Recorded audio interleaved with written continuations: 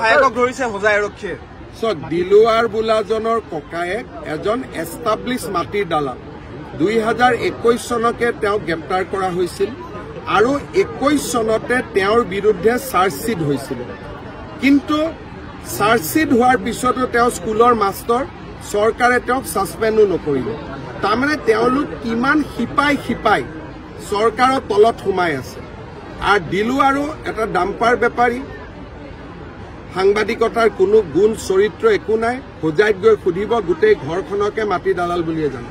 উত্তৰ পূব লেণ্ডলক হয়, কিন্তু লেণ্ডলক আমি নোহোৱা কৰিব পাৰোঁ যদি আমি চিকেন নেকৰ তলেদি আমি আণ্ডাৰগ্ৰাউণ্ড ৰেলৱে কৰিডৰ বনাব পাৰোঁ, ৰাস্তা বনাব পাৰোঁ।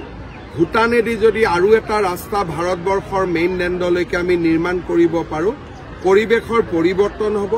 মহম্মদ ইউনিছে যিটো কথা কৈছে সেইটো ভাৰতৰ বহুত, বিশেষকৈ CA আন্দোলনৰ সময়ত ভাৰতৰ বহু কেইজন তথাকথিত যাক আমি বিভেদকামী শক্তি বুলি কওঁ, তেওঁলোকেও কৈছিলে। এই কথাটো মাজে মাজে কৈ থকা হয়।